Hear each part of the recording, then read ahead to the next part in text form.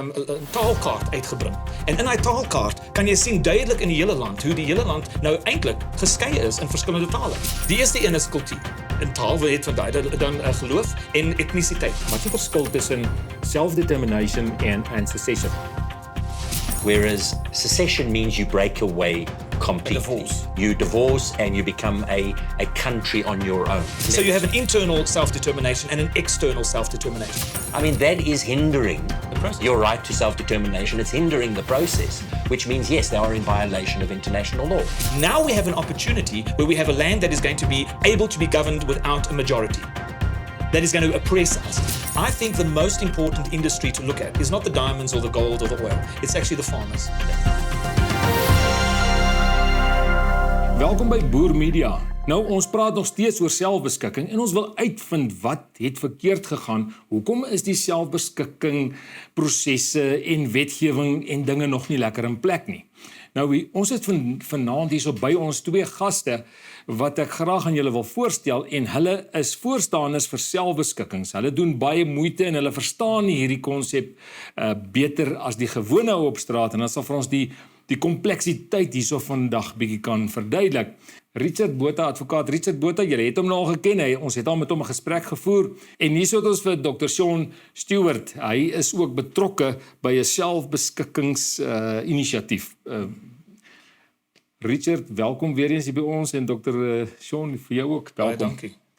Thank you very much, and thank you for your viewers for actually taking out the time to listen to us. Ek wil nou net vir ons kykers sê, julle moet nou nie bekommerd wees nie. Ek dink die meeste van julle verstaan daarom Engels. So ek gaan maar die rooi taal ook hierso van tyd tot tyd gooi en as ek my tong knoop, asseblief moenie vir my lag nie. Ek gaan nie vir hulle lag as hulle Afrikaans praat nie. Maar ek moet sê julle praat eintlik goed Afrikaans.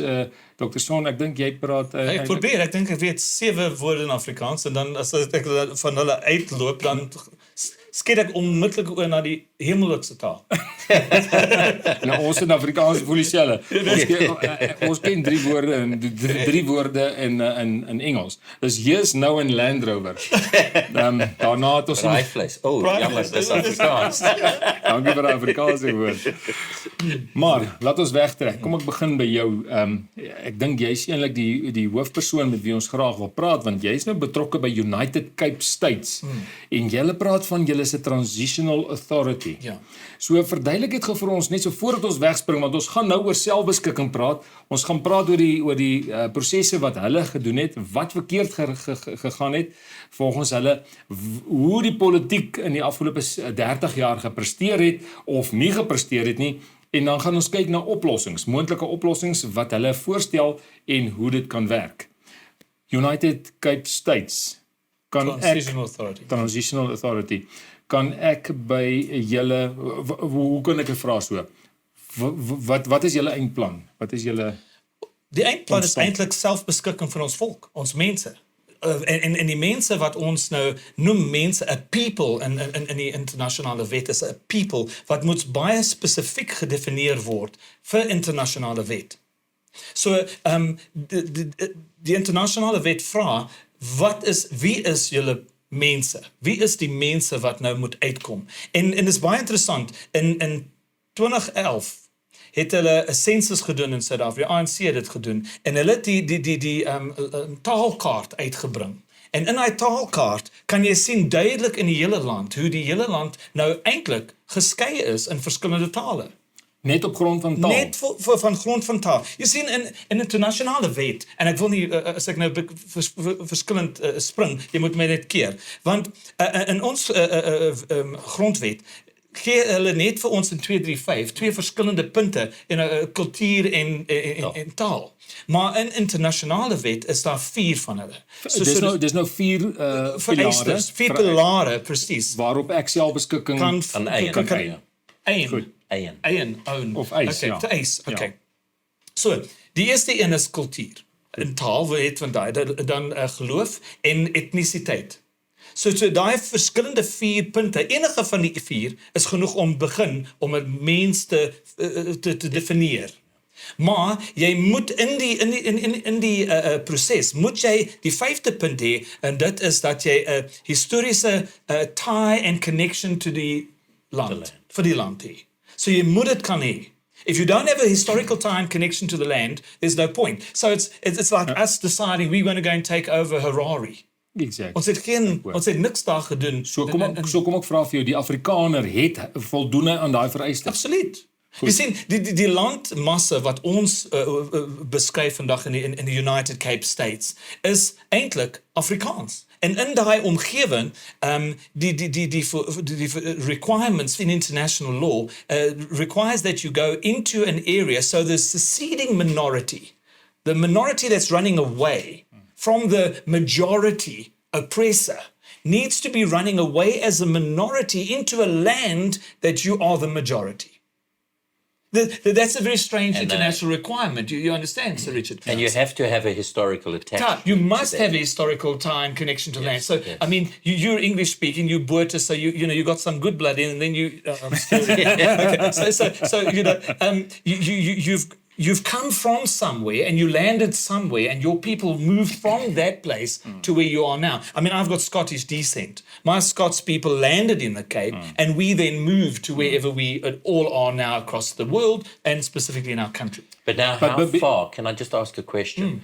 How far does that historic time, how long does that historic time? It's not prescribed. No restriction? No, you have a So it could historical be time 10 to the years land. or... No, you see, we've got a cut-off point that we've worked on for post that point. You see, we've got the historical tie, but our tie is also connected, very interconnected with the koi and the sand and the colors. So we've got to put them in the mix and not think that they are excluded, because that's the error. So in the territory, So based on what you're saying is you also go to the geographical history. You have to. And that's why those cultural groups are part of that area that you... Correct. International law requires it. You see, vandag, as ons daarna kyk, 68% van die mense wat in daai gebied bly, word wakker in die oggend en sê, goeiemôre. Dis nie good morning of doe me lang, it's goeiemôre. It's very, very specific. So this seceding minority is fleeing to a territorial space where 68% of the people speak Afrikaans. Ek wil jou nou vir Richard die volgende vraag vra. Richard, wat is die verskil tussen self-determination and secession? Well, it's just a terminology that describes the extent of your self-determination. There are levels of self-determination. You can have self-determination within the concept of remaining within a nation, where you form part of the nation, but you have an exclusive area. I'd say Catalonia has a level of self-determination in that they have their own governance, but they still remain part of Spain. Whereas secession means you break away completely. You divorce and you become a country on your own. You have an absolutely separate identity to the area that you've broken away from. And if I may add, Kurt, as ek mag vergewe my. Die een selfbeskikking is the desire that you want to be in control of your own future. Secession is the process of departing. The mechanism. The mechanism of getting out. Okay. But there are levels of it. Yeah. So you have an internal self-determination and an external self-determination. Okay, so there's internal and external. What is the difference there? Well, the internal is Oranje. Internal is a Tipper Oranje. Okay. And an external is the United Cape States, where we go and we divorce and we're a new country. So you cut the country in 100%. Dit is 100%. Okay, nou dis die verskil. Nou ek gaan julle albei dieselfde vraag vra, dan gaan julle my sê on what legal basis can you secede? Richard, kom ons start by jou. Well, it's a right. It's an international right in terms of international law and in terms of Section 235 of the Constitution. It is a right for any group. So we have the right to self-determination. Oh, yeah. I mean, it's such an it is an ingrained right. It's like property rights. 100%. It's on the same level as property rights. But why is it inalienable right? Actually, it's inalienable. Yes. You cannot separate it from our people. But okay, my question then is, I want to first understand the legal rights or the legality of secession, number one. And then after that, I want to ask you, but why is it so difficult to get that? Very simple. It's not actually. It's actually not that difficult. No. Okay. It's actually it is made difficult. Correct. And unfortunately, when a state actually violates that right, it is against international law. Correct. Do you think South Africa violates that? 100%. Well, I think that if you think take, for instance, when we asked them to develop the legislation to give expression to the right, when they turned around and said, well, they couldn't do it. I mean, that is hindering The process. your right to self-determination. It's hindering the process, which means, yes, they are in violation of international law. Now, it's, international law talks about the violation through force as one of the reasons of violation, but it doesn't make it the exclusive reason.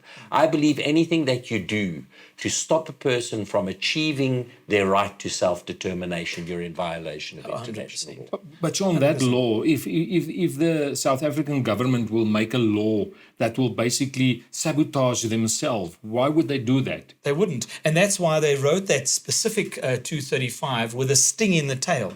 Soos 'n spinnekop. Verduidelik? Dan daai ding gaan jou pik. As jy daarna kyk en ek gaan net gou vir jou gou verduidelik as jy ek wil net vir ons kykers wys dat hy uit die grondwet hierso en dis hoe jy ou moet kry, moet sy grondwet by hom dra, né? Ja nee, dis ons moet hieroor gesels, moet ons hieroor gesels. So hulle gee vir ons die vereistes in die self-determination. Lees sommer die hele ding. Okay, self-determination, the right of the South African people as a whole to self-determination, as manifest in this constitution, does not preclude within the framework of this right recognition of the notion of the right of self-determination of any community, jy moet luister nou lekker stadig, sharing a common cultural and language heritage within a territorial entity of the Republic or in any other way determined by national legislation. Now, I know you had already forwarded them an act to try and assist them, 6-8 years ago, but the point is this is the sting in the tail. You are giving the majority mother oppressor the right to tell you how you can get free. Nou verduidelik dit vir my. As dit nou nie presies wie is dat hulle nou verhinder. They hinder our ability to get out. Richard, net gou vra presies so. Die wet is mos nog geskryf deur die Vryheidsfront Plus of is ingebring deur die Vryheidsfront Plus. Is dit gaan 'n rol vir It was given to the Vryheidsfront Plus. It was given to the Vryheidsfront, maar the NBR actually wrote it. Nee, hierdie ene, nie die wet nie. No, that, yes. Yeah. That was written by Corneille Mulder. So that was a Vryheidsfront. So Corneille Mulder was dan die Dr Corneille Mulder was dan die persoon wat hierdie geskryf het. That's what he says. And he's himself said. Yeah, himself gesê van hom. Yeah. I'm not going to argue with him. I know that it was changed as compared to the interim constitution. There was a change, and this is what was brought in 96 under the new constitution. Maar kun jy verstaan? Nou this is kom ek sê so dit maak sin. Ek verstaan dit nie, maar dit maak sin. But then how do you author something that actually puts you in a deficit? Is dit nie dalk die rede hoekom ons dan nou 30 jaar later verder sit en ons het nog regtig nie gevorder met artikel 235 se wetgewing nie? My vraag aan julle manne is, ons het elke 5 jaar het ons 'n verkiesing. Elke 5 jaar as ek mos nou met 'n politieke party in was, het ek elke 5 jaar daai wet ingedien en gehoor wat sê die regering. Die regering moes dan 'n verskoning uitgedink het en gesê het, hoorie, so ek het nie tyd vir hom nie. Ek wil hom nie prioritiseer nie. Hierdie is my rede en daai is my rede. Dan kan die Vryheidsfront Plus mos nou terugkom na die publiek toe, jong publiek, sy kiesers en sê, hierso die ANC wil dit nie hê nie. Hierso die ANC wil nie hê nie. So ons kon al hoeveel dit 5 keer gehad het, dit ingedien is, verskonings gehad het en dan kon ons nou mos met na die internasionale reg toe gegaan het en gesê ouens, kyk hierso, hierdie ouens doen nie hulle job nie. Maar eintlik sit ons dalk nou met 'n Vryheidsfront Plus wat nie hulle werk gedoen het nie. Hoe sien julle dit? Look, you see, if you look at the legislative process, the legislative process is simple. Either the government itself puts a bill in, or you can get a private bill. Now, in terms of what the Vryheidsfront could have done, they could have presented it as a private bill, which means there's no, we don't want to do it, we don't want to do that, or anything like that. It has to be heard by Parliament. It's got to go through the process of public participation, that whole process, and that's a 2-year period supposed to be. It sometimes goes a bit longer, but it's inevitably about a 2-year process, which means, look, this was originally in 98. a proposal was put into the NCOP. It was withdrawn at that stage by Boermedia, and nothing's happened since. Correct. To be honest, because anything could have been introduced a long time ago. And repeatedly introduced. Well, you didn't have to, because No, once the first process is done, the process is completed. There should have been an act in place. And if there was a problem with the act, then we could have taken it to court and had it adjusted, because, as my learned colleague over here has clearly pointed out, 233 ensures that you have to abide by international law. Correct.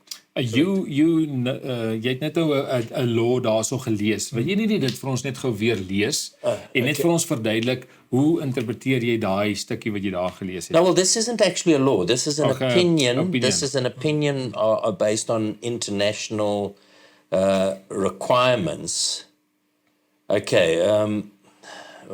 Let me just get it here for you quickly. Shall I just interject and say the following, that when interpreting Section 235, you've got to look at Section 233, and that's what you're busy going to be bringing out international opinion. So in our own Constitution, Section 233, when interpreting any legislation, every court must prefer any reasonable interpretation of the legislation that is consistent with international law over any alternative interpretation that is inconsistent with international law. So what Advocate Richard is going to now expound is that this self-determination paragraph actually says we have the right to self-determine.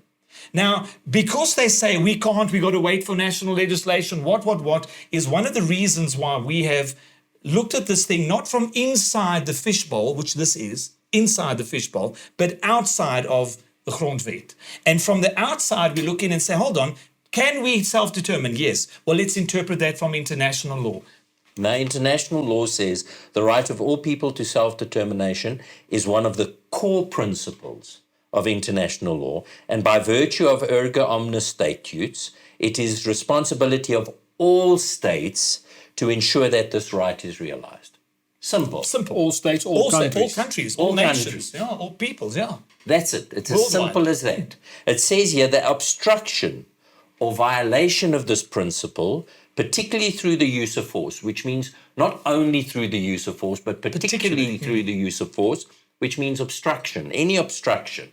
30 years to bring this thing into place. To make the law, anything like that, constitute a very serious violation of international law. I mean, it's as simple as that. It's Dr. Shawn, now, my question still on the legal aspects is it legal to secede? Absolutely. Absolutely. Let me explain. The law changed in 1950 with the advent of the Nuremberg trials, post the Second World War, because the law that operated at that point was really simple. It was the right of conquest. So we arrive on a land, we conquer the people, we set up a shop, we start a government, we install law and order, and we create a society. Bang! Right of conquest is right there and then done. Now, in 1950, I mean, only half of Europe belonged to Germany at the time, before the surrender, so it was an interesting conversation. But that being said, at 1950, they changed the law from the right of conquest to secession or self-determination. And at that point, from then to now, which is 70 odd years, 72 or 3 years, we are now sitting with 100 countries extra that have been created in that 70 years. Now think about that, that's more than one country a year. You see, originally it was also part of the decolonization process. Yes. But it's gone past that. Yeah. Look at the debalkanization of the USSR, for example. Yeah, that's right. And I mean, we don't have to mention the fact that right on our borders, we've got two countries that have inflicted certain types of extractions. One through a UDI in Zimbabwe, going from Rhodesia to Zimbabwe, and the other in a secession, as it were, in Namibia, or Southwest Africa, turning into Namibia. In 1993 or 2, 1991 was it? No, it was 91. Yeah. 91, I think it was. Yeah, but I mean, that was, let's call it a smooth secession. Gentle. A gentle one. Kind of like... Agreed to by everyone. Correct. Yes, agreed to by everyone, exactly. Okay, so what you're saying is exactly my next point, Richard, is what must happen with the countries around that country? Let's say you want to secede now the Western Cape. What must happen with regards to the international aspects of other countries recognizing this country? Again, in international law, I'm sorry, I'm jumping in. Again, in international law, the requirement is very simple that we must have the ability to contract with other countries and gain recognition through contract. So as we start to engage in commerce and so on, recognition comes. There's a very fine line. I don't know if you've seen it in the international, very fine line that we have to traverse in this space because, we are under international law, you may not have a military, you may not have a police force, you may not have any form of defense. Ek kom met daai vraag hier. Okay, this is prior to secession, but the minute you make that declaration and you're on the other side of die streepie, as ons nou sal sê, moet jy jou land kan beskerm. So you've got this quandary between the laws. So on the one hand, you may not have a force, and on the other hand, you must be able to protect your territory.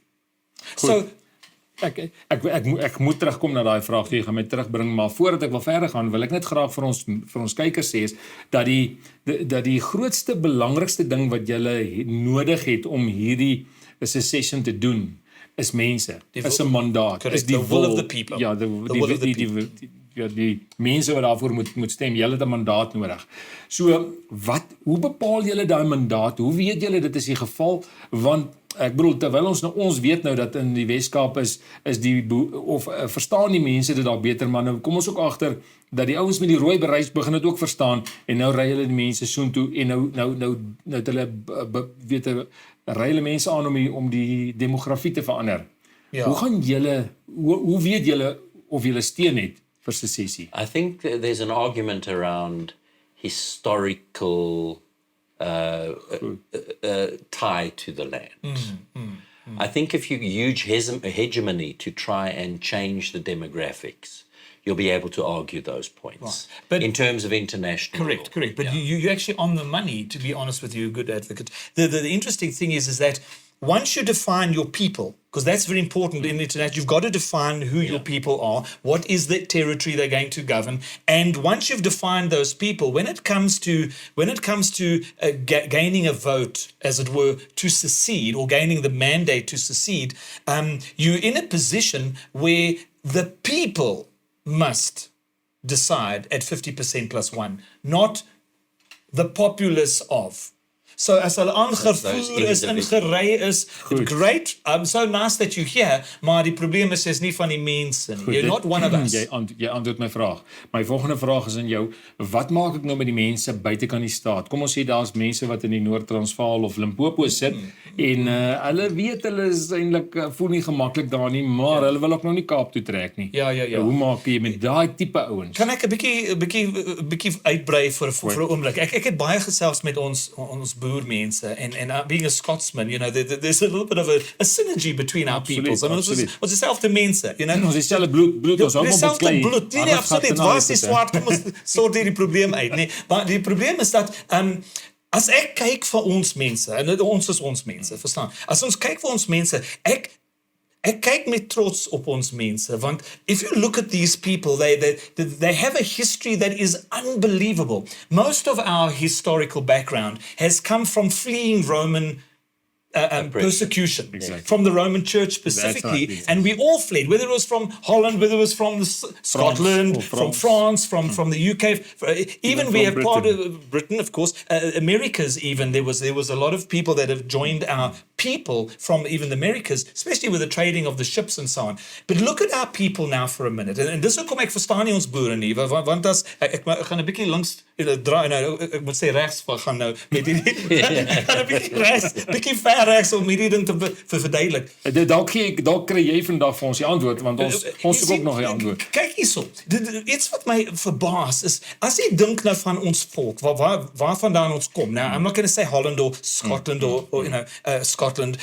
I'm going to say that we're looking at a very interesting history. We flee from our home, where we have everything, ons het ons land, ons tuiste, ons het ons velde wat ons nou cultivate en soveel voorts. Maar we leave all of that, get on a ship, go through the roughness of life and death and storm and limb, and get to a shore where we have to literally fight against native populations, overpower, effectively stand there, build a society, get there, and then of course, sorry for you guys, I'm going to just make this just gently, guys in red jackets arrive and they come and they get a good hiding, and then everybody flees to Swellendam, and then from Swellendam moves north. I'm stirring, eh? So I'm waiting for my chance. Ek wag vir my kans.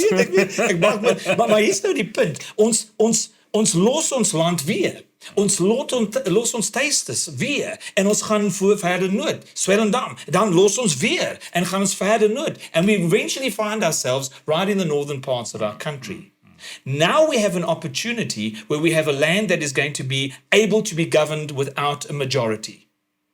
That is going to oppress us, because the people that are going to be in the Cape Land, it doesn't matter the color of your skin, jy's 'n Kaaplander en jy praat die taal. Verstaan? Nou kom los weer 'n stukkie land, los weer jou tuiste, kom net hier waar ons as volk kan saam staan as een eenheid. Dis die snaakste ding, hoekom kan ons dit nie doen nie? Because if everybody packs up and goes into the Cape, it's done, broer.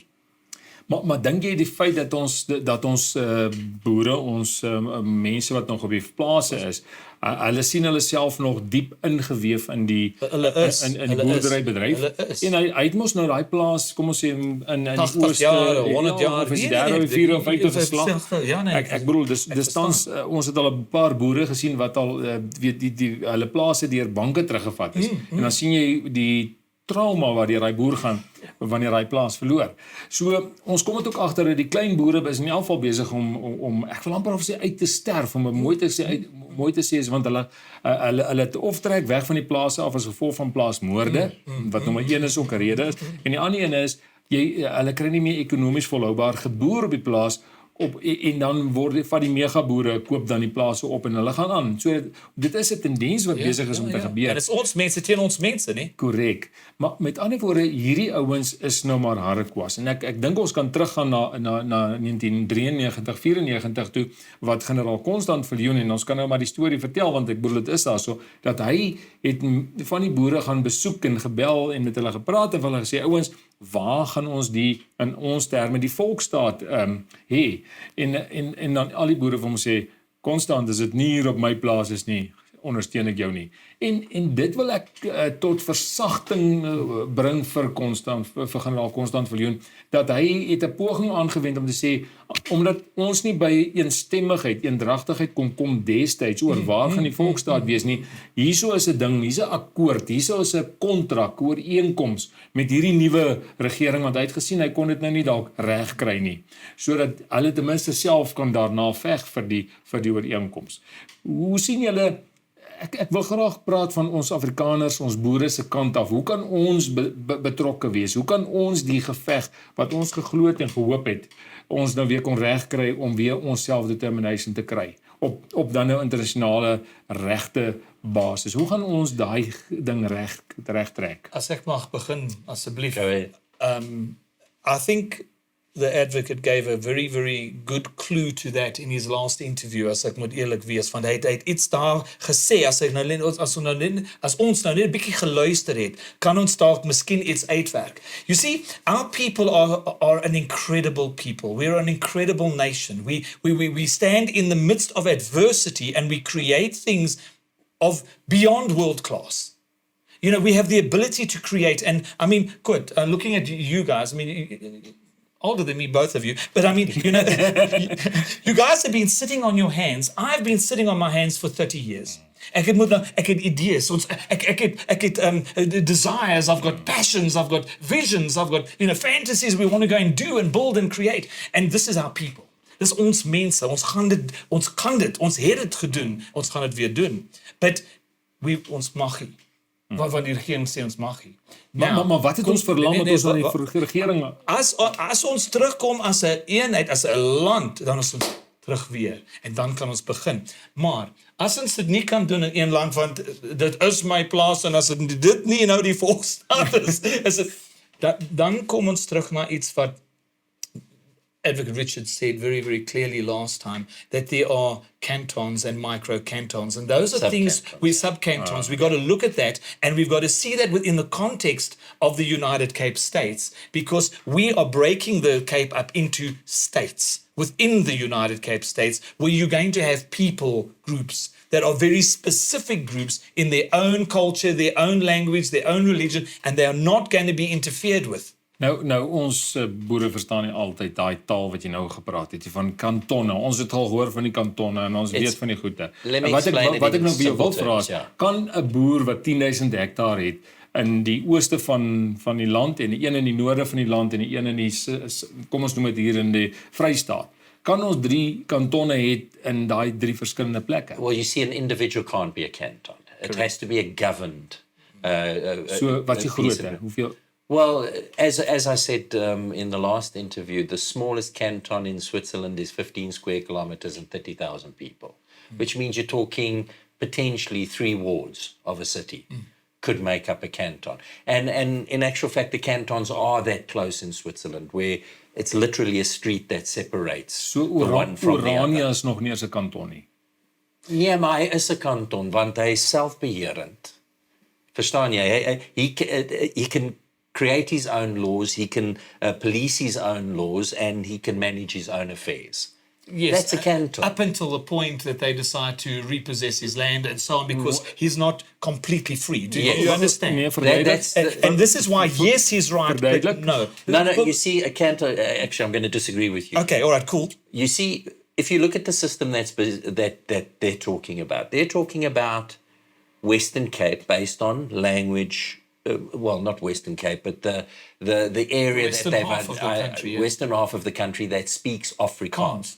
Boom, there they go.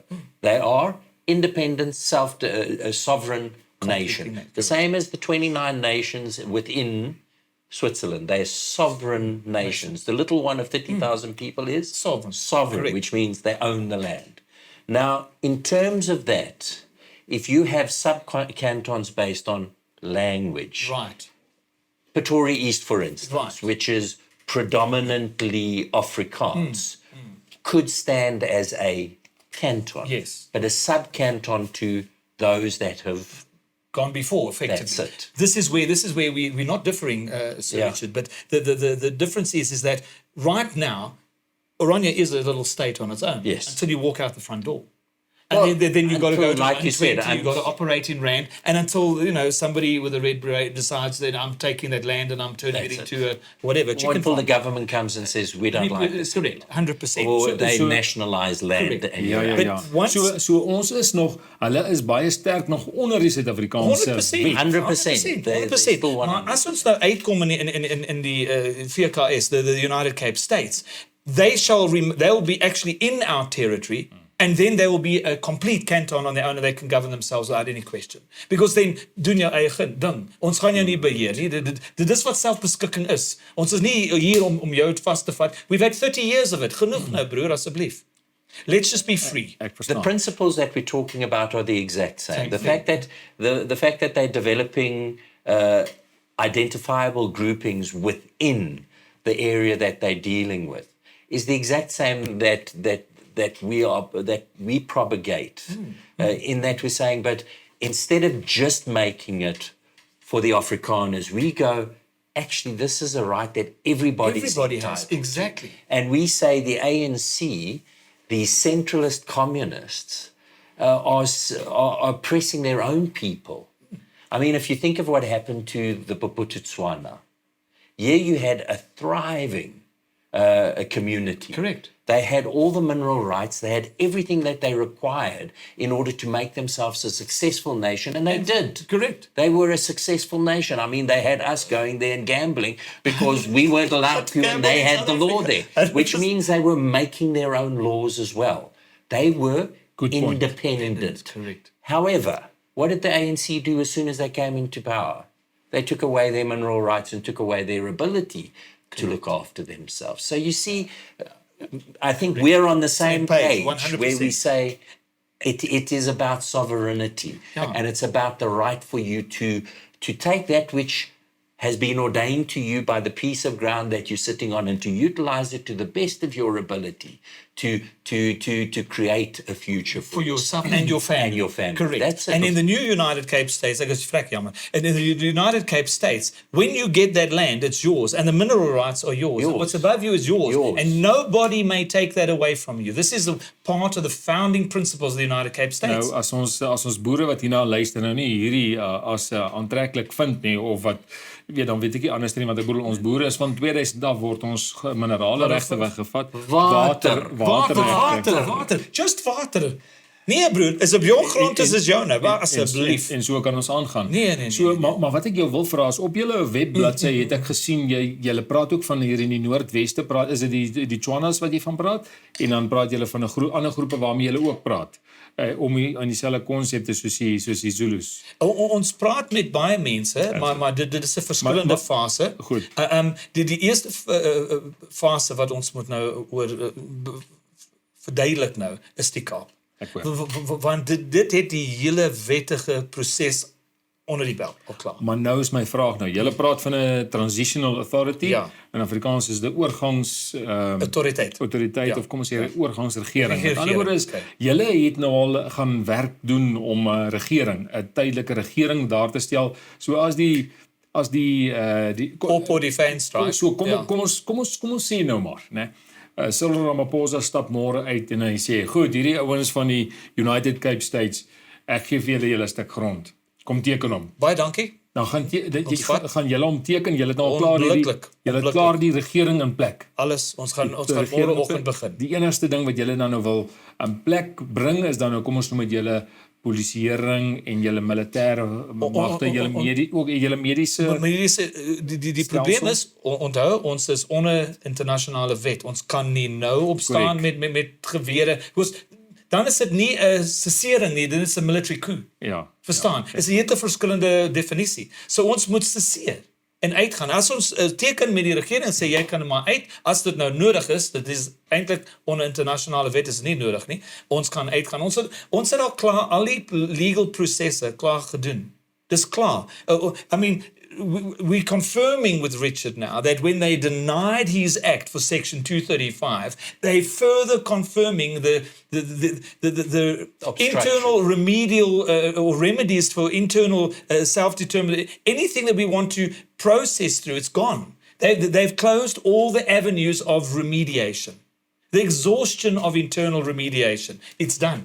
So ons 30 years is that? Ja, sever. I mean, Schedule 6 of the Constitution is emphatic that all legislation required in order to give expression to the rights within the Constitution have to be done timelessly. 100%. 30 years is not time. Kom ek wees eerlik met julle, hierdie twee manne, veral jy het nou my voete heeltemal onder my uitgehaal en jy laat dit klink asof dit dan nou so.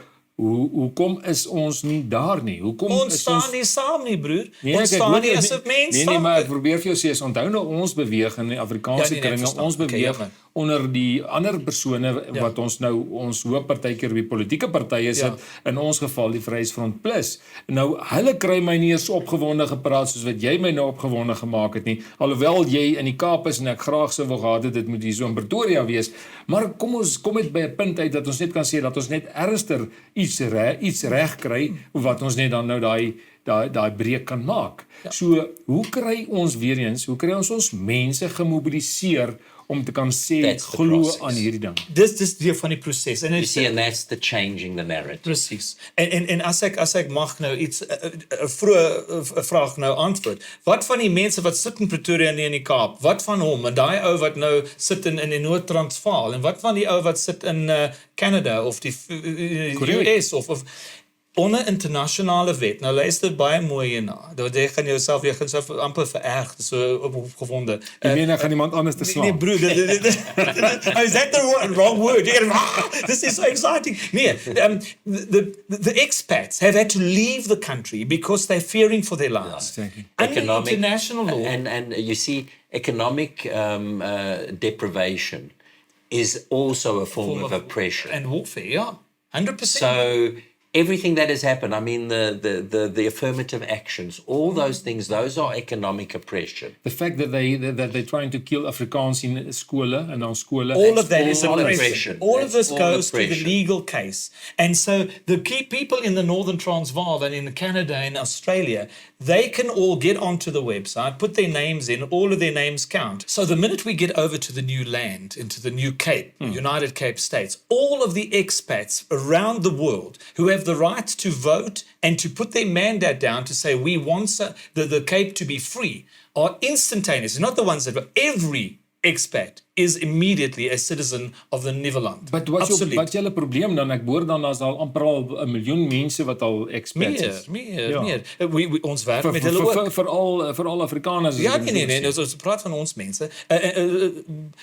Ons is besig om met hulle te gesels en in te bring ook. Want hulle gaan luister, ek is baie opgewonde. Ek dink, we went through the brain drain. Remember the brain drain? And now I'm looking forward to the brain gain. Brain gain, ek hoor jou. Maar Richard, jy is iemand wat nou die dag van ons verduidelik het, just change the narrative and hammer on it. Hoe gaan 'n mens dit verander, laat ons mense dan nou kry, en ook, laat ek die vraag vra, kan iemand in Pretoria ook jou saak ondersteun? Yes. Hy moet. You got to Want understand. mense dink op die stadium nie, ons kan Listen nie. to what he said. Listen to what he said. In his definition, he said those that are fleeing from an oppressed majority. Yes. So if your intention is to want to go there, that's fleeing. So if you make your intention known that, yes, if I want to go there because I'm oppressed over here, that's where you're going. You see, so that's why his expats can come into the process, because they fled this country because of economic oppression. So you see, all these aspects are counting in our favor. But how do we change? You see, the narrative up until now has been, this is a beautiful nation, and if you speak against this nation, then you're just a racist and a bigot and a this and a everything else. Unfortunately, the narrative that we were given is not true. If you look at what has happened in our country, it's been overtaken by a bunch of thugs who have openly stolen the resources of this country, openly. And they haven't shared it. They've put it in the hands of a few. I mean, the majority of the people are worse off Today than they've ever been economically. So we are sitting in a situation where I think we need to change the narrative. We need to start talking about our options, because the solution that was given, the centralist solution that was given, doesn't work. We've seen it all over the world. The whole world is beginning to deviate from centralization. I mean, we saw Scotland 100%. trying to Get break out. away. Correct. We saw England getting out of the European Union. Correct. We're seeing this happening everywhere. So I believe that it is time for us to bring a solution. And what is that solution? Recognition of each and every grouping within South Africa, giving them the right to create laws for themselves and to govern over themselves. And then we can work together for a better future for Correct, all of us. 100%. I couldn't have said it better.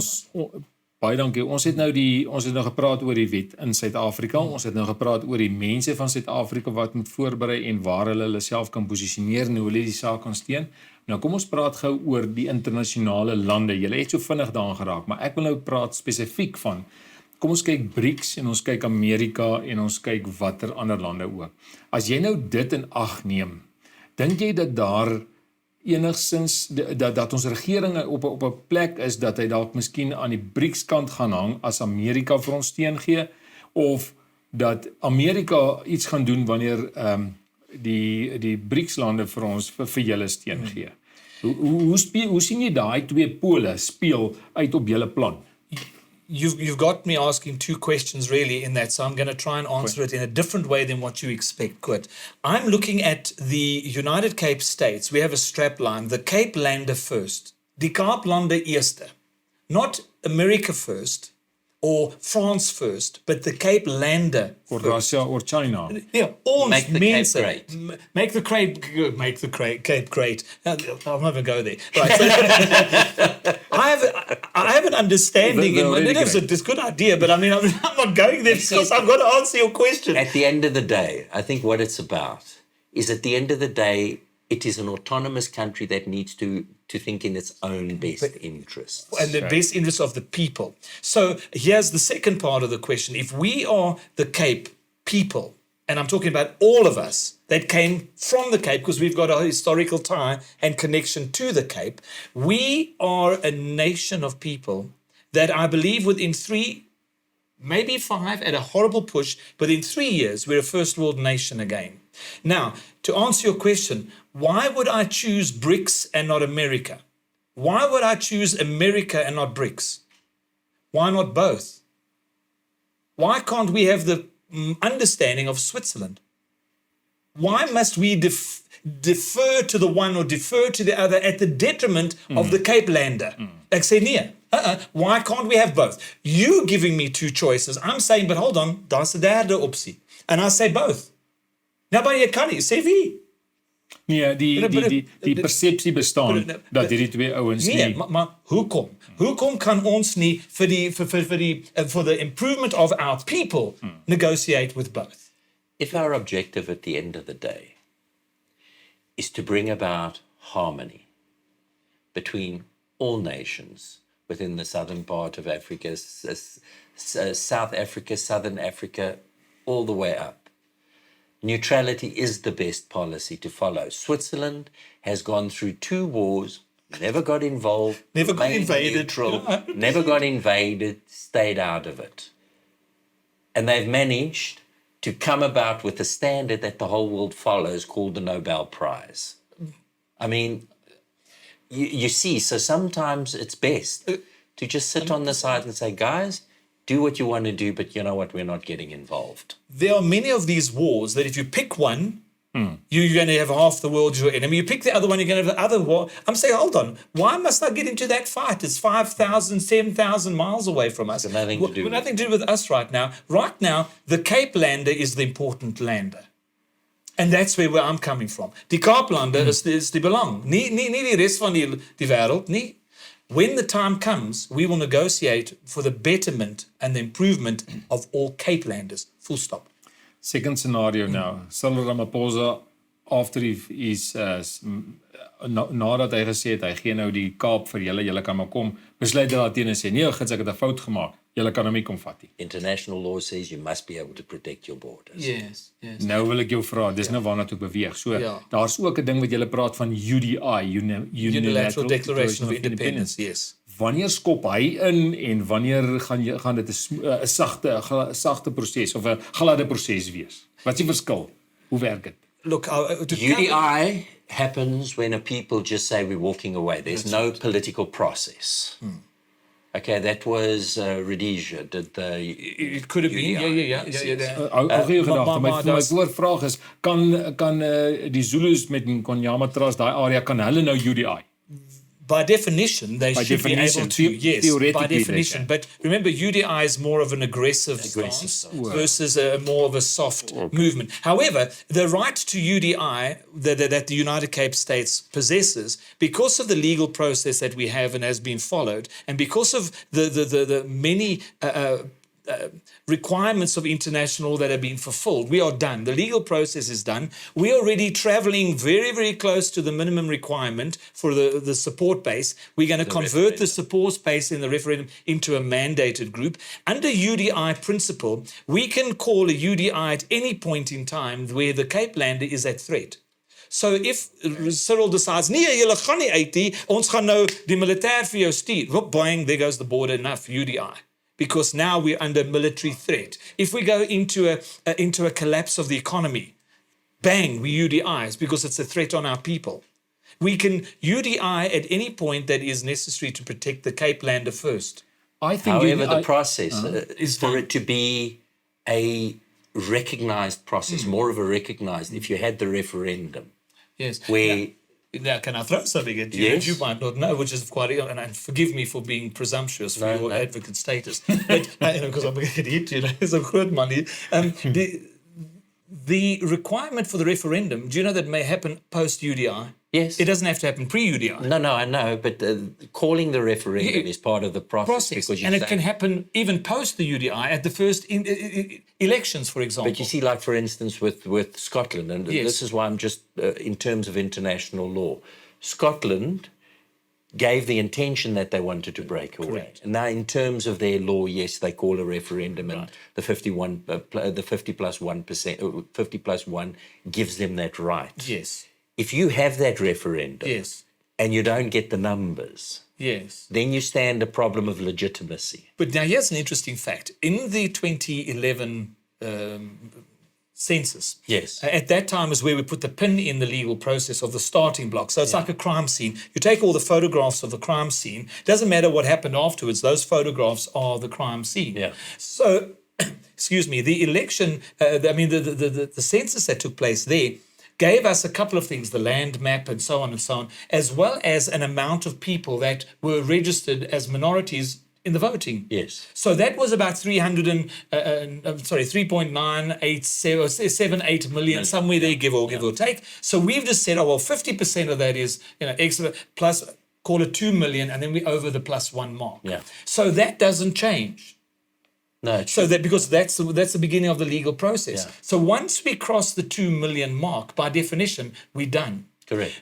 The difference with Scotland and us is that the Scottish people are not being murdered out wholesale because of their skin color or their their choice of exceptional cuisine called a haggis. But the point is, it's lovely actually. I must tell you. All right, so the idea. No, I don't go there. But the idea is that this option to slowly do a referendum is because you're dealing with a first world nation who can interact with each other on first world principle. But here we're not there. And so there is risk of our people and the Cape Lander, whether they like it or not. As die boere wil nie, hulle is Kaaplanders, want dit is van daar af uitgekom in elk geval. Hulle word uit vermoor. And that we have to stop. And it's not, it was one of the many things. I understand where you're going. So how if do you necessary- ascertain that you've reached that point? Well, we're almost there.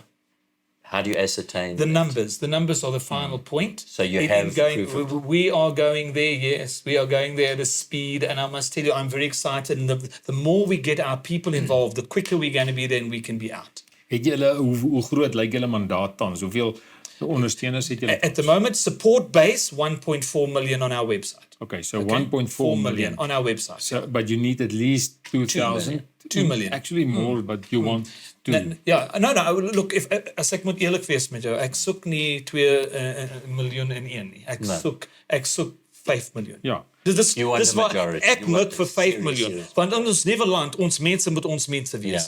You agree with agree. me? I agree. I'm not just going to try and eke over and say, no, I want us to be Yeah, so yeah. clearly in the majority. Because if we you- want liberty. Yes. Because if you miss the referendum, it's a bad. Yeah, well, we can't play again You for at can't least play 5 again. years. And of course, if it's taken 30 years to play once, you don't make the mistake twice. Exactly. So we have to get to that point. And this actually needs every one of us to stand together and say, kom, luister, ons moet net saam staan as boere en as Afrikaners en as Engelse en as kleerlinge en as Kaaplande. Ons moet staan as Kaaplanders vir 5 minute. Spring oor die Jordan River, kom in die belofte land in en dan breek weg en gaan doen jou eie ding. Gaan boer, man. Ek dink ons Maak moet koeie. Ek dink ons moet dit dalk vir ons boere en ons Afrikaners dalk as 'n opsie gee. En sê, gaan help nou die Kaaplanders dat hulle eie land kan maak en dan as ons kyk of hulle presteer dan gaan ons soontoe of ons vat hierdie land maar oor. Want ek You see that's difficult. Ek is Skots nie, so ek sê gewag met my swaard nie. Ja, maar kom jy met jou rok of kom jy met jou jean? Nee, absoluut. Dis nie rok nie, said it's a kilt. And if you carry on like that, you could get killed, sir. Nee. Dr. Sorry, Stewart, dit is export. Ons moet dan 'n bietjie lag ook oor die saak. Hier is 'n regtig ernstige saak. Is eintlik depressief. Ek het nou net daarvoor hom gesê, hierdie ding maak mense eintlik depressief. Toe kom jy met 'n bok uit wat sê as die bok uit die trop uit is, dan raak die bok depressief en dis presies wat gebeur. Presies. En kom ons kom saam as volk. Ja, nee, ek stem saam. Ons hou van die inisiatief. Jy het my vandag hier so 'n paar goed vertel wat my eintlik nou uitgebou is, soos jy nou vroeër gesê het. So ek het nie eintlik regtig waar gedink het is so, julle is al so ver in die proses nie. En dat 'n mens net daai ondersteuning het. En dis wat ek jou wil vra is, as jy werk nou met al die verskillende groepe, kom ons sê kultuurgroepe. Ja. Afrikaners, die Khois, die Namas, die Griekwas, die Essequas, die Amekwas, ja. Hoe voel hulle oor die saak? Want die punt hoekom ek wil vra is, hierdie is nou wat jy nou doen is 'n elektroniese proses om te registreer en die saak te ondersteun. Het hulle die fasiliteite, het hulle die tegnologie of kom ons sê die selfone om te kan registreer? Ja, nou dit is nou baie interessant. We are able to, I'm just going to explain this in English because this is going to be quick. We as the United Cape States are not here to take over your group as a boergroep of take over his group as an advocates group. We are here to unite us, get us across the finishing line and divide. But everybody, you'd never lose your autonomy ever. We want you to keep it. You must remain who you are. So when we go and speak to our coloured groups and our Khoi groups and the Bushmen and all of these people are beautiful people. You know, when you go and look, and we just take 5 minutes and stop the whole racist. We're not racist people. We don't have to be. I can look at a Zulu impi and in his finest hour and look at that specimen and say, my goodness me, the anatomy that God has created on him, the way he's able to move in the heat and did you understand? I can look at a bushman and say, man, that man is so short and wrinkly, but look how he can run for days on end without food. You've got to be amazed by this. And the Boerboel guys. And die boere. I mean, the Boerboel guys. The Boerboel guys. But I caught Brooke. How they managed it? I mean, dit is 'n heel verskillende. But ek kan myself doodmaak hier so. Wag vir die skoon. But now, when you look at, as ek vir die boer kyk, as ek nou eerlik moet wees, en ek sien hoe hulle staan oor 'n grond, en hulle kyk vir daai grond, en hulle sien, daar's mielies, daar's perske, daar's olywe. Nee, ek staan daar verbaas met die kennis wat is daar in ons mense. And I look at them and I'm astounded by them. I'm not being funny. I mean, I'm not trying to be clear. No, but when you look at who we are as a people. Now, if we want to divide on skin color, ons maak 'n fout. No, we don't want to do that. En jy gaan ook agterkom dat die boeregroepies is die eerste groepies wat die ander kulture erken. Absoluut. En vir jare gedoen het. Vir jare al klaar gedoen het. Dis nie niets wat ons gedoen het. Dit is eintlik die ANC. Ek dink jy het al 'n paar keer gesê, hy vat dit en hy wil alles in een pot gooi en dan maak hy daarvan hierdie al die work. It doesn't work. It's never worked. We've seen throughout the world historically that, I mean, a country like Canada, which is a first world country, you've got the French and you've got the English. And the twain shall meet. I mean, they want to be with their own. And there's nothing wrong with that. Die rooibok soek die rooibok. Die kudu soek die kudu. I mean, they don't want to, it is what it is. Dis net die leeu's wat ons 'n probleem het. En weet jy wat? Hulle het almal. And you know what's amazing? The kudu is just as beautiful as the rooibok. Absolutely. Just look at him in a different light. 100%. 100%. No. And together, what a nation we shall be. And what can we achieve? 100%. Ons het my eie pa was 'n perde ou gewees en dan het hy geskou met hy was veral op die heknieperde en op die vriesperde was hy was lief vir hulle. Maar dan kom hier 'n ander ou en dan sê nee, hy hou nie van 'n vriesperd nie, hy hou van 'n Arabier. Dan sê jy kan nie 'n Fries en 'n Arabier met mekaar vergelyk nie. Hulle is twee verskillende diere. Hulle is geteel vir ander doeleindes. En dis hoekom jy sê as wanneer jy die Arabierperd beoordeel jy hom tussen sy groep en 'n Vriesperd binne sy groep. En dan kan jy sê Wie wat, ek werk dalk makliker met die Arabierperd, of ek ry dalk verder met die Arabierperd as die Vriesperd. Die Vriesperd kan ek ploeg mee maak, en nie met die Arabierploeg nie. En dis presies wat ons eintlik vir mekaar sê, ons herken die verskille van Horses mekaar. for courses. Maar nou wil ek vir jou, ja, dis hy. Nou wil ek vir jou presies vra. Jy praat oor van op julle webwerf ook ander organisasies waarmee julle saamwerk. Hoe kan om hierdie momentum te kan bou?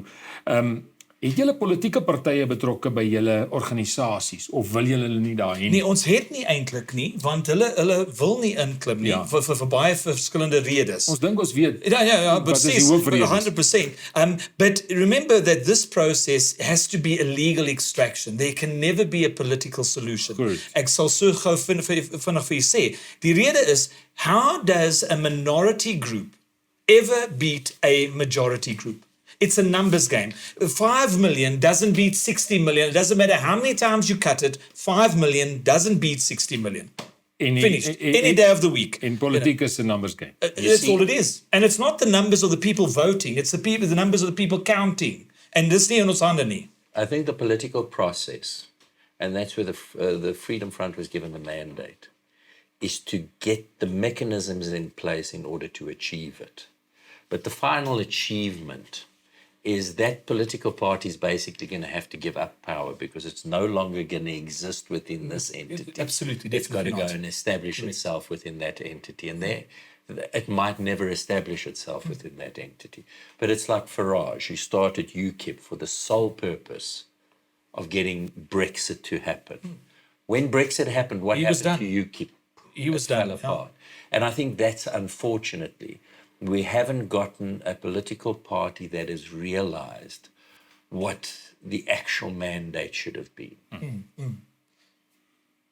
Ek wil nou met jou verder praat oor julle kaart. Ja, Kan ek ja, net hierso klik op absoluut, wat is dit, absoluut. belt of wat Die is kaart, dit?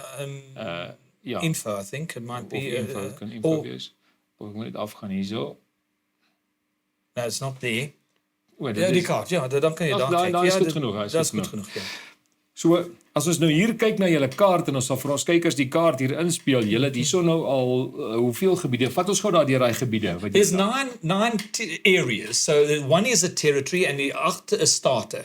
So in territory and 8 states. I'm running out of Afrikaans. Wat is die verskil nou tussen territory en Because the territory is the Cape Capital Territory that can never secede. Because that's the anchor for the country. Okay. So all the other states have the right to break away and become their own country in day one. So die eerste stap wat julle gaan doen is julle gaan die hele Julle liggaam- uitkom? Julle heeltyd liggaam Ja. gaan weggaan en dan As hulle wil, kan hulle ook sesseer. Maar they are self-governing states with their own governors, their own senates, and they operate by themselves separately and divorced from the central government. The central government will be extremely small. This is what we have to make sure we do in the Cape. We have to have a very, very small central government that has very specific things that they can do and the rest leave alone. wat noem julle dit federaal, konfederaal? We'll be federal, but actually, if you look at it, the definition is confederal. The way we are governing, we are not giving the federal government dominant power over. So, for example, what will they be able to do? Defense. That'll be central government. Immigration, foreign affairs, immigration policy, central government. School languages, state. I mean, as jy wil name nou maak, as jy moet name leer in die skool, maar ek is 'n Griekwa in Griekeland, en hoekom moet ek name nou leer? No, that's for the state. Verstaan? So, ons taal gaan nooit uitgewis word nie. Dis die punt. Ons gaan dit bewaar. Can I ask you a question? Yes, of course. Because this is interesting. When you look at the Swiss canton system, the authority is delegated upwards. Correct. 100%. Instead of authority Downwards. delegated Correct. downwards. When it comes to your fiscal policies and things like that, is that going to remain at state level? You understand where you say, well, a portion of comes for the purpose of self-defense, or a portion of comes, because it's those aspects which I think what I've noticed with America and the downfall of what is happening in America is that the federal has become so strong And it's the one that's creating the debt. Correct. Which ultimately affects the every state and, yeah. and every individual. And I think we need to learn from that. And so we don't end up in the same twice, situation. 100%. Yes. So those policies are best to be handed to another that is a little bit more skilled than me in economics, okay? And I'm not, ducking or passing the no, look, hospital. But at the end of the day, these things will evolve. They have to evolve, and it must come from the people, Richard. Yeah. So I'm very excited to say that we need to be in a position to understand, and you mentioned earlier, we're not going to have political parties, for example, and that party politics divides the nation. Yeah. So we are going to have a ability where we will vote, you want to be governor, and you want to be governor, and he wants to be governor. So we have a vote, and then you get 30%, he gets 29%, and he gets 14% of the vote. All right, the rest just decide they're not voting for you, they're voting for others. So who wins? Well, you become governor, he becomes lieutenant governor, and he becomes the Speaker of the House. Now, the majority of the people who voted have their man in office. And now we are united once again. But now, just a question on that. If you look at, let's say, the Griqua. Yes. If they decided they would rather be ruled by a monarchy, yes, are they allowed to do 100%. that? Okay. 100%. Yeah. Why? Because if there is should we not even go there? But if there is a monarchy, then the people have the right to choose a monarchical oversight, a more of a, Because I was just thinking, if you look at the past, yes, when those referendums were held, and you had the Transkei that broke away, and Lesotho actually broke away, but they broke away under a monarchy. So I'm just trying to, especially considering we're in Africa. Correct. So I mean, the nuances of Africa have to come into these equations. There's absolutely no problem rolling this model out and giving kingdoms to the kingdoms that exist. So you allow the king to run with, of course, a presidential council that can oversight. Because let's be honest, the king rules as a monarch, but he may not be skilled as I in the full understanding of the economy. So get somebody who's better skilled for the benefit of the people. Yes, but it's not forced. It's a suggestion. It has to be. And at the end of the day, the people must have the right. We don't want to be in a situation like Swaziland, for example, where there's this exact same scenario just under a monarchy that we have in this country.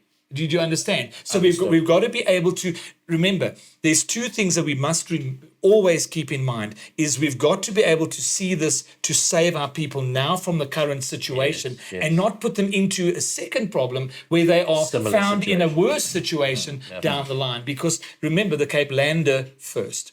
And we need to be able to look, I'm not doing this because I want to go and get involved in all of these things. I've got children that I want to see, and grandchildren that they better get going if you have them. But I want to have a future for them. And this 100 years from now, we must be as free 100 years from now as we are the day we walk out of the current situation.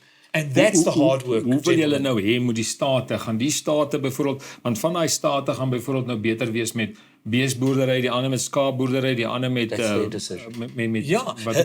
kan dit doen. So jy gaan agterkom as 'n staat of as 'n landjie. Ek is nie sterk op daardie aspek nie, maar ons kan met mekaar handel dryf en 100%. En ons moet dit doen. En jy moet onthou dat baie cool. And I think this is where me and him agree, is that when you allow for that, you're creating diversity of economy as well, not just a diversity of people. And what that does, it protects you in the long run. We saw what happened with COVID. You know, when you have this whole centralization of economy where a country does one thing and it relies on everyone else in the world in order to survive, basically. As soon as you have a situation of war, especially a global war or global pandemics or those aspects rising, you are undermined. Whereas if you have different units that are doing different things, you're never going to end up in a situation of being reliant on somebody else on the other end of the world. 100%. And I think that's what that's the vision that I've always thought where we need to go, to create a self-dependency based on our differences. Correct. Correct. And interaction with one another builds everybody, you see, because then I can trade with you and I can literally barter with one another. That's it. And get everybody building up together, because we have to build from the grassroots level up. Yeah. 100%. Yeah. So as die Karoo nou 'n droogte het en dis regtig waar moeilik vir hulle om dan nou ekonomies hulle land in stand te hou vir daai jaar, byvoorbeeld of 3 jaar droogte. Hoe hanteer jy nou 'n tipiese droogte probleem tussen al hierdie lande? You know, net een area. Okay, let's have a look at that as a problem. Drought, for example. One of the things we have to ensure, and that this is the policy of the United Cape States, I think the most important industry to look at is not the diamonds or the gold or the oil. It's actually the farmers. Yes. We have to get agriculture to a skill set. Now, forgive me, but I know die boere het hierdie land deurgekyk behoorlik. Daar's baie water, broer. Daar's baie water hier onder. Okay? Maar ons kan dit nie uithaal nie, want dit is te dis te duur, die koste is te hoog en maar dit moet that is one of the responsibilities, I think, of the central government, is to come in and get that water out so that drought can be stopped. En ook, As ons nou aanry die water in 'n trok, is dit nie beter om uit die grond uit te haal, so dit is permanent daar? Ja, so kom ons sê ons het nou nog nie daai nie, en ons is nog nie reg nie, maar ons het nou die droogte. Hoe gaan jy dit hanteer oor al die state? Gaan die sentrale regering ernstige plan maak om hierdie boere te help? They have to. I wouldn't see it like that. You see, the way I would see it, you're going to have cooperating states. You're going to. And this is what you want to build. You want to build cooperating states. But the which means if there's a government problem must over there, then with the assistance of central government, must do it. they assist one another. You see, there's still that is where your nuances come in once you're developing. I mean, desalinization, if you look at the process, what happened in the Western Cape. En ons het soveel water buite ons land. If you look at what happened in the Western Cape this last time round when the drought happened and they they didn't have enough water. I mean, they wanted to put in desalinization processes in order to extract water. But you know what the problem was? Central government is in charge of water affairs and they refuse to allow them. So that's why I say the devolution of power. The central government has authority, but you mustn't give it power. Correct.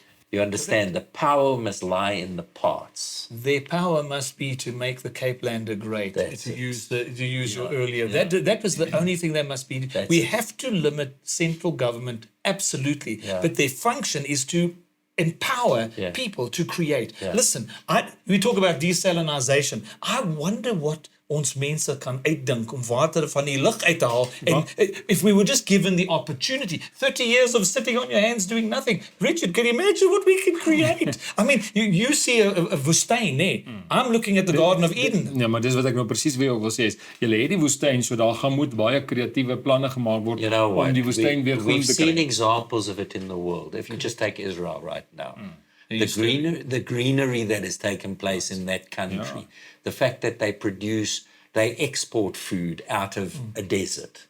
I mean, en as jy Nederland vat, Nederland is, kyk hoe klein is Nederland, en is die derde grootste kos in Europa, né? Derde grootste, dit maak nie sin nie. Gee ons mense net 'n bietjie tyd om te dink sonder onderdrukking en kom ons sien wat ons maak. Om eerlik vir jou te wees, ek dink ons mense is gewoond nou aan die Oos-Transvaal en die Noord-Transvaal en die reënval wat hulle tans daar kry, en daarom is hulle nie lus om te dink aan hierdie minder water wat die plekke het, soos jy sê die woestyn nie. Die oomblik as jy daai einste boere daar gaan neersit, gaan jy binne 'n jaar of 2 groen lande hê daar, of dinge gaan werk. Ek is seker, ek is well, if you go up to the Springbok area, you're already seeing it. I mean, you take all of the grapes and everything that they're growing up on that northern border between Namibia and South Africa. I mean, that's desert. Yet they've got huge plantations or vineyards of grapes and everything up on that side. So it is always doable. You see, it takes a little bit of ingenuity, which we have, and it takes a little bit of will, which unfortunately we've lost a bit of that. And it takes a little bit of support from a supportive government. Which we don't have any of. Which we don't have Right. any of. So let's adjust this at the last There we one. go. Kick the And you know boys what? in the Let's tail. become an example. Yeah, come on. Let's become an example For so the that the world. rest of South Africa and the rest of Southern Africa and the rest of Africa can learn from that example. Let's solve the problem.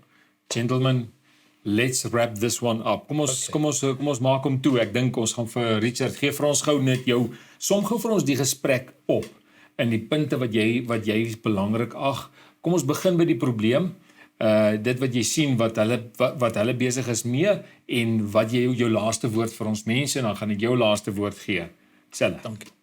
Well, you see what I can see what's happening is that this whole push to force us to conform to a centralist idea is busy forcing people to once again reassess the situation and to come up with a proper solution. And I believe that you have found a solution. I believe that in terms of international law, you are heading in definitely the right direction.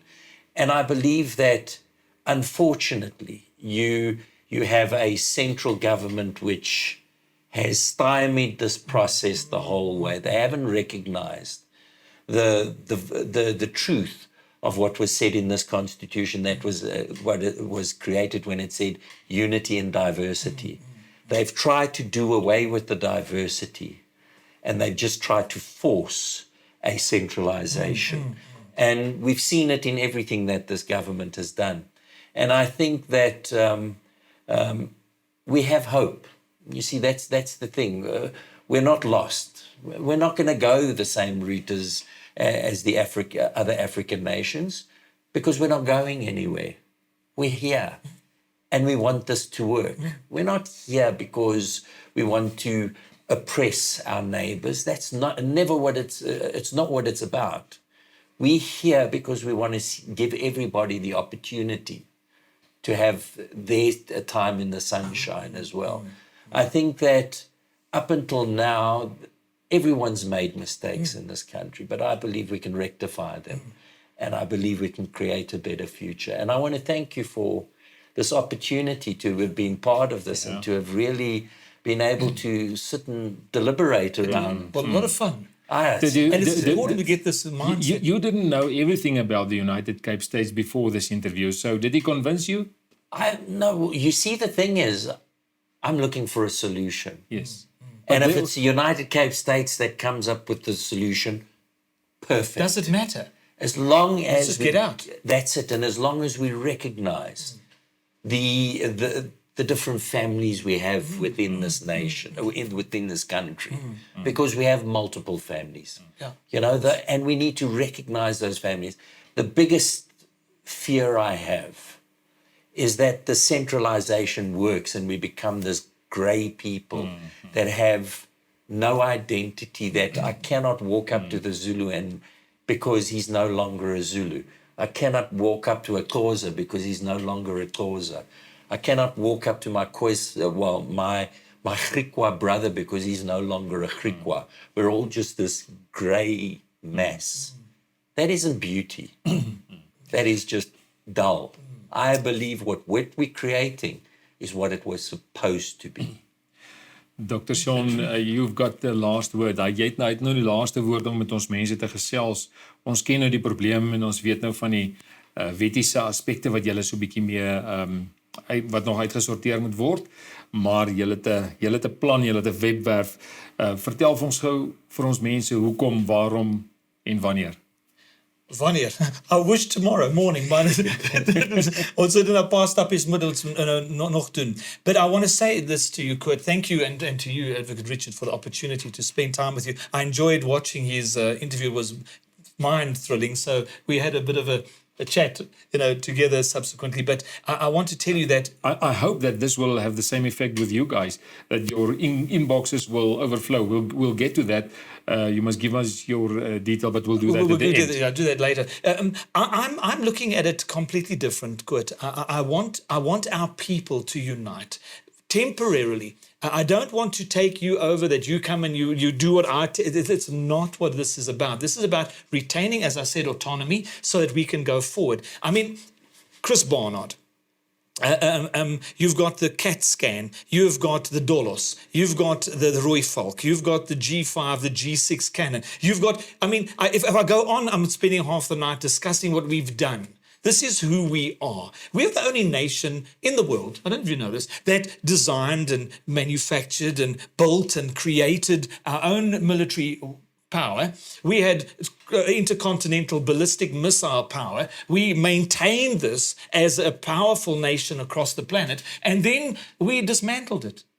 And gave it away. And we said, we are peace. For the sake of peace, we gave it away. Who we are. And we are not afraid to be this type of people. Look at the type of person, the strength of character that does this. This is who we are. Now, we need to just stick together, get a little portion of land in the sun, as you were saying, dear Richard, and we get ourselves out. And as a people, let's just start again. Go right back to when our original land was. We've started again. How many times again? Let's just do it. Why? Because we can. And I'm not going to say we're the only nation on the planet that can, but I'm looking very hard to find another even remotely as good as we would be to be able to start again. You know what? I just want to add on to what he said. He said an extremely interesting thing there. We gave up all the power we had. Like he said, we had a full army that had withstood onslaughts, that had done everything it needed to do to remain in power. And we gave it up for the sake of peace. And unfortunately, it wasn't the peace we expected. All we've been given is deprivation. Correct. And just that gives you the right to say enough. Enough is enough. Yeah. I now need to change things. 100%. And I'm not going to change it at the barrel of a gun. I'm telling you what I want to do. And I'm telling you, come along. Correct. And we're going to do that without the barrel of a gun. He's 100% right. The idea of going into civil war is not first prize at all. My children are not targets. Your children are not targets. But we're getting the impression, that some people out there are stirring a so-called civil war to I don't know to create what, but the bottom line is you guys have got the solution. En ek wil ook graag dalk vir ons kykers dan sê, as julle dan nou belangstel om meer te wete te kom oor hierdie proses, kan julle net gaan daar na www.unitedcapestates.org en gaan blaai daardeur en dan kan hulle daar gaan invul en die saak ondersteun. So ten minste word jy ingelig soos wat daar enige nuwe vordering plaasvind. Ek kan nie vir jou sê wat om te doen nie. Julle die gesprek gevolg vandag. Dit was 'n baie lekker gesprek. Ek moet vir julle twee menere sê baie dankie. Dit was vir my baie aangenaam om so met julle in die rooi taal te kon praat. Maar ons sal hom leer, man, moenie worry nie. Ons boere kom reg, hoor. Ons sal die Afrikaans taal nog leer.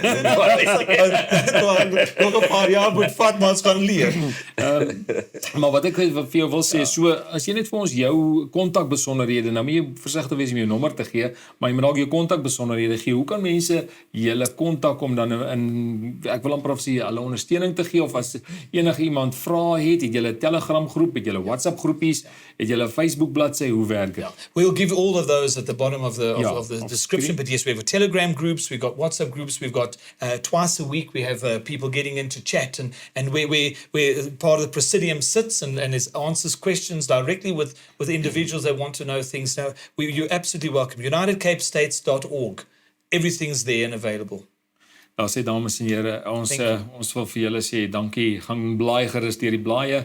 Kyk daarson as jy enige ander voorstelle het van mense wat vir ons oplossings het, wat ons hierdie selfbeskikking ding, ons het nou vandag lekker gepraat oor selfbeskikking. Ek het so 'n bietjie geleer oor wat 'n sessie is en wat 'n sessie nie is nie. Ek het altyd was maar 'n bietjie skrikkerig oor die ding. Ek het nie reg verstaan nie, maar as al het ek hom dalk nog steeds nie reg verstaan nie, as jy nou dink hy het hom nie reg verstaan nie, stuur vir hom 'n e-pos, gaan op die bladsy en sê dit vir ons. Maar ons het nodig om die debat aan die gang te sit, dat ons hierdie proses kan skoonmaak, uitspoel en by die regte sterk, ek wil amper sê die diamante oorsit, dat ons daai proses kan deurkry. So, tot 'n volgende keer sê ek vir julle baie dankie en mooi loop.